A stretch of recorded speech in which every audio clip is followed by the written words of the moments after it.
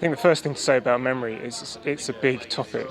Any intelligent system has to have a way of storing information that it can then reuse in different contexts, and information about space, about objects, about numbers, about people, and about events. And that's the kind of memory that I'm interested in. So the memory we have for events from our own lives, the stories we tell about our pasts. I tried to do this by covering the latest science. It's very important to me that it was up to date. But there are other insights about memory that I think are incredibly valuable. So great writers, Marcel Proust, for example, Virginia Woolf, have written in extraordinarily interesting and detailed and nuanced ways about how memory works. And I think that can be a source of evidence. I think we can look at what writers and artists and others have said about memory and let that guide our thinking. People often assume that memory works in a reproductive fashion. In other words, it takes pictures, effectively, of events and stores them. And what we've learned from 40 years or so, or you can go back even earlier to the work of Bartlett in the 30s, what we've learned is that memory doesn't work like that. Memory works in a reconstructive, not a reproductive fashion. So particularly for the events of our own lives, when we're putting together accounts of what happened to us, we are reconstructing events on the basis of lots of different kinds of information. We are not pulling a file down from the DVD library and setting it playing and saying, oh, that's it, that was my wedding day, that was my first day at school. We're not doing that. We're rebuilding the event now according to the information that we stored at the time, but also incorporating other bits of information that often shouldn't be there, bits of information we've learned since, things that people have told us, and reshaping it all according to our biases according to what we believe now. So our memories are biased by our current state of mind. One of the most interesting things for me about the current state of memory research is a new focus on the social dimensions of memory. So if memories are stories, if memories are reconstructions of the past, they're not stories we tell alone. They're stories we share with other people because we live through events with other people.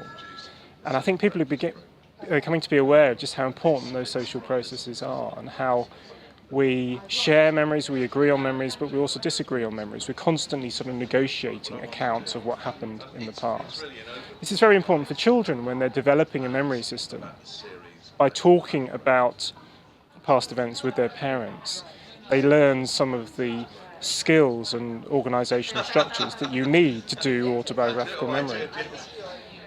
But an interesting case arises with siblings, where people who've lived through the same event can have very divergent views of them. So it might be the case that parents and children tend to negotiate an account, but siblings are under no such pressure to negotiate an account.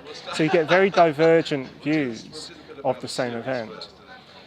But you also find people's memories influencing each other. So there was one recent study done in New Zealand where they looked at a number of pairs of twins, and they found that a lot of these twins claimed the same memory as their own. So an event had happened, for example, going out to lunch and finding a worm in one's meal, or I think one of them was swinging across a rope bridge and slipping and falling into the river, swinging across a rope across a river. And you would find that both of the twins would claim this memory as their own, even though realistically it could only have happened to one of them.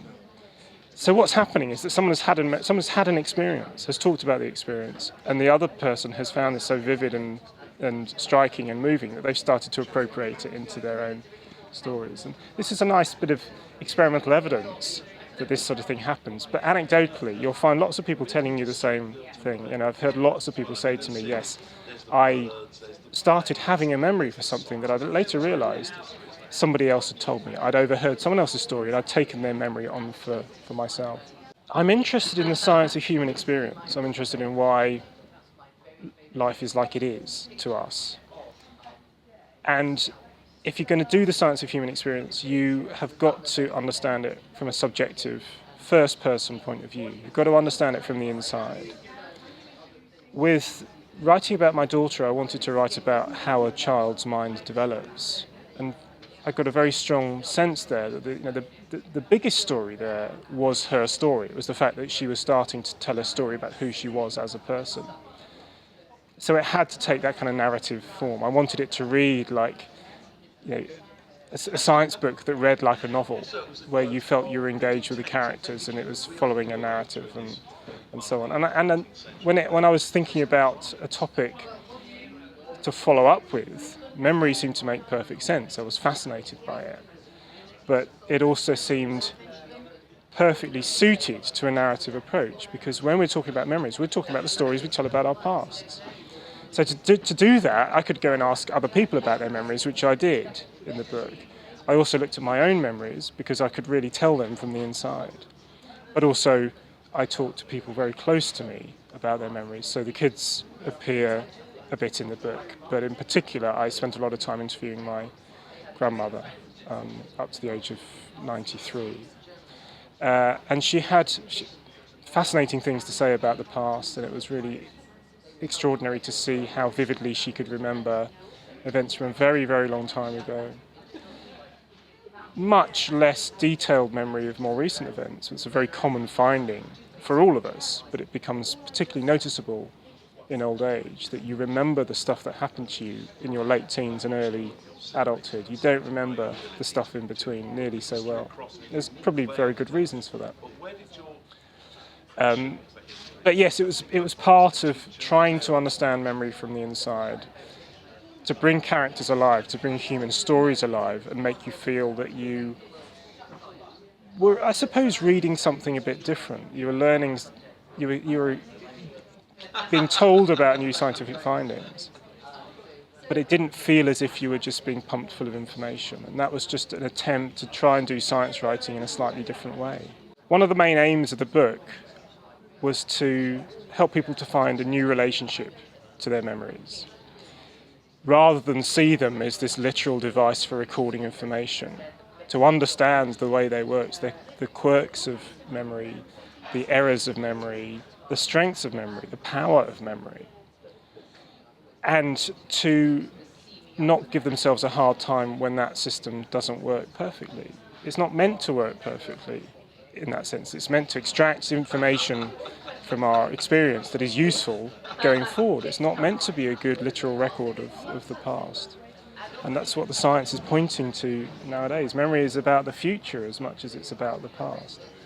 So I don't personally give myself a hard time when I forget stuff. I'm frequently absent-minded. I frequently forget people's names. I take notes. I use the internet. I write a diary. I do all sorts of things to try to maximize my memory. But I try to enjoy the fact that it is this imperfect, partial, complicated machine with many moving parts whose failings tell us a huge amount about who we are.